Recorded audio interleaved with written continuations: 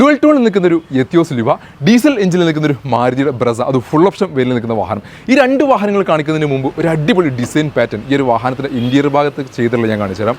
ഒരു ക്യൂട്ട്നെസ്, ഒരു ബ്യൂട്ടിഫുൾ ആയിട്ട് എന്ന് പറയാൻ പറ്റുന്നത് മറ്റുള്ള വാഹനങ്ങളിൽ നിന്ന് ഞാൻ ഇതുവരെ കണ്ടിട്ടില്ലാത്ത ഒരു ഗ്രാഫിക് ഡിസൈൻ പാറ്റേൺ ആ ഒരു ഇന്റീരിയറിലെ ഡാഷ്ബോർഡിൻ്റെ ഭാഗത്ത് ഇങ്ങനെ ചെയ്ത് വെച്ചിട്ടുണ്ട്. നല്ല അടിപൊളിയായിട്ടുണ്ട്. അതേപോലെ തന്നെ ആ സെയിം പാറ്റേൺ തന്നെ ഈ ഒരു ഡോറിൻ്റെ ഭാഗത്തേക്കും നമുക്ക് ആ ഡോർ പാഡിൻ്റെ ഭാഗത്തും ചെയ്തിട്ടുണ്ട്.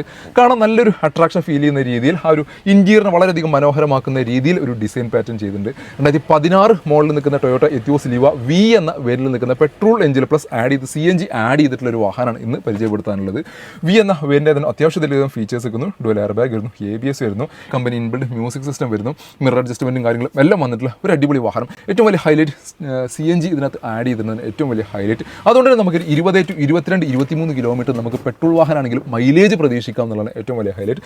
നല്ലൊരു അടിപൊളി സീറ്റ് ഓവർ ഇതിനകത്ത് ചെയ്തിട്ടുണ്ട്. മാത്രമല്ല സീറ്റ് ഹൈറ്റ് അഡ്ജസ്റ്റ്മെൻറ്റ് വന്നിട്ടുണ്ട്. ഹൈറ്റ് ഇല്ലാത്ത ഒരാളാണെന്നുണ്ടെങ്കിൽ നമുക്ക് ഹൈറ്റ് അഡ്ജസ്റ്റ് ചെയ്തതിനു ശേഷം ഈ ഒരു വാഹനം ഡ്രൈവ് ചെയ്യാൻ സാധിക്കും. പെട്രോൾ വാഹനമായതുകൊണ്ട് തന്നെ മെയിൻ്റനൻസ് കാര്യങ്ങളെല്ലാം താരതമ്യേന വളരെ കുറഞ്ഞിട്ടുള്ള സെക്കൻഡ് ഓണർഷിപ്പിൽ നിൽക്കുന്ന 2016 മോഡലിൽ നിൽക്കുന്ന വി എന്ന വേരിൽ നിൽക്കുന്ന 64,000 കിലോമീറ്റർ ഓടിയിട്ടുള്ള വാഹനം കൂടിയാണിത്. എക്സ്റ്റീരിയർ ഭാഗത്തേക്ക് കിടക്കണമെങ്കിൽ ഡുവൽ ടോണിൽ വന്നിട്ടുണ്ട്. മാത്രമല്ല ടൊയോട്ടയുടെ ഒറിജിനൽ അലോയ്സ് കാര്യങ്ങളെല്ലാം ഇതിനകത്ത് ചെയ്തിട്ടുണ്ട്. എക്സ്റ്റീരിയർ ഭാഗങ്ങൾ നോക്കുകയാണെങ്കിൽ എവിടെയും ഡാമേജോ കാര്യപ്പെട്ട പരിക്കോ കാര്യങ്ങളോ ഒന്നും വരാത്ത, ടയർ കണ്ടീഷനൊക്കെ നോക്കുകയാണെങ്കിൽ ഓൾമോസ്റ്റ് 60-70% നിൽക്കുന്നു. ആ ഒരു ഫ്രണ്ടൊക്കെ നോക്കുകയാണെങ്കിൽ ആ ഒരു പഴയ ടൈപ്പ് പാറ്റേണിൽ നിൽക്കുന്ന നമ്മുടെ പ്ലാറ്റിനത്തിന് തൊട്ട് മുമ്പ് നിൽക്കുന്ന ആ ഒരു ഡിസൈൻ പാറ്റേൺ ആണ് ഇതിനകത്ത് വന്നിട്ടുള്ളത്.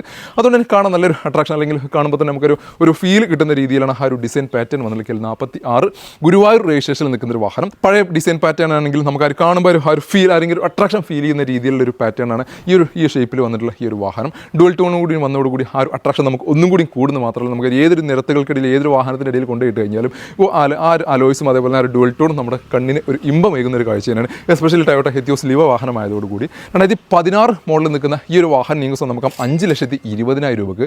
ഓൾമോസ്റ്റ് 4.5 ലക്ഷം വരെ ഫിനാൻസ് സൗകര്യം അവൈലബിൾ ഒരു വാഹനം കൂടിയാണ്, അതും 5 വർഷത്തെ മാസക്കാലയോടുകൂടി.